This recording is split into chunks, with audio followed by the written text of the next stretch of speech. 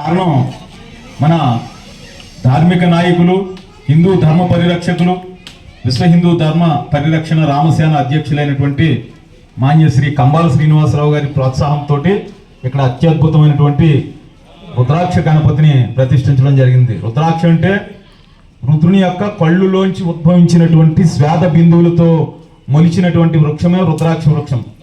ఆయన యొక్క కళ్ళలోంచి వచ్చినటువంటి ఆనంద బాష్పాలతోటి ఒక వృక్షం పుడితే ఆ వృక్షంలోంచి కాసినటువంటి ఫలాలే రుద్రాక్షలు.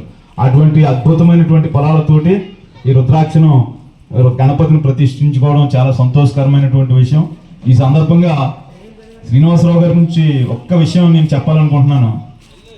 శ్రీరామాయణంలో రామచంద్రమూర్తి రావణ సంహారం జరిగిన తరువాత ఆ లంకా నగరంలో ఇక తిరుగు ప్రయాణం అయ్యే సందర్భంలో అక్కడ ఉన్నటువంటి రావణ బ్రహ్మ తమ్ముడైనటువంటి విభీషణుడు, స్వామి మా లంకలో ఒక్క 2 రోజులు విశ్రాంతి తీసుకుని మా ఆతిథ్యాన్ని స్వీకరించి తిరిగి మీ దేశానికి వెళ్ళండి అని వారు వినమ్రతతో ప్రార్థించినప్పుడు లక్ష్మణస్వామి కూడా ఒకంత ఆ లంకానగరం యొక్క వైభవాన్ని చూసి ముగ్ధుడైపోయి, అన్నయ్య ఈ లంకానగరం చాలా సుందరంగా ఉంది, చాలా సౌకర్యవంతంగా విలాసవంతమైనటువంటి భవనాలతోటి అత్యద్భుతంగా ఉంది, ఒక 2 రోజులు విశ్రమిస్తే బాగుంటుందేమో అని లక్ష్మణస్వామి కూడా ఆయన ఒక సూచన చేసినప్పుడు రామచంద్రమూర్తి అన్నారటండి, ఇది శ్రీరామచంద్రమూర్తి యొక్క వ్యక్తిత్వానికి పరాకాష్ఠ అయినటువంటి శ్లోకం అండి.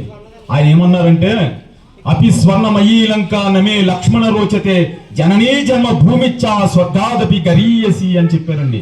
అది రామచంద్రమూర్తి అంటే. దీని భావం ఏమిటంటే, ఓ లక్ష్మణ, ఈ లంకా నగరం చాలా సుందరంగా ఉంది, చాలా విలాసవంతంగా సౌకర్యవంతంగా ఉంది, కానీ ఏదైతే నా భారతదేశం, నా జన్మభూమి, నా మాతృభూమి అయినటువంటి అయోధ్య ఉందో అది నాకు కన్న తల్లితో సమానం, అది స్వర్గానికంటే కూడా శ్రేష్టం అని చెప్పాడట రామచంద్రమూర్తి.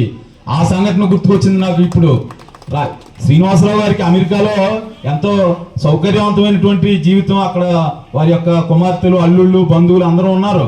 అక్కడ ఏ విధమైన ఇబ్బంది ఉండదు, ఇక్కడికంటే బాగుంటుందేమో బహుశా అక్కడ జీవితం. కానీ ఆయన ఏదైతే మన మాతృభూమి, మన యొక్క పుణ్యభూమి అయినటువంటి మన భారతదేశానికి రావాలని, మరీ ముఖ్యంగా గోకవరం వచ్చేసి ఆ అమ్మవారికి సేవ చేసుకోవాలని, గణపతిని దర్శించుకోవాలని వారు దృఢ సంకల్పంతో వచ్చిన ఈ సందర్భాన్ని చూస్తే నాకు రామచంద్రమూర్తి గుర్తుకొచ్చారండి.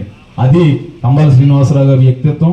ఆయనకు పరిపూర్ణమైనటువంటి ఆయురారోగ్యాలు ప్రసాదించాలని ఆ రుద్రాక్ష గణపతిని కోరుకుంటున్నాను. జై శ్రీరామ్.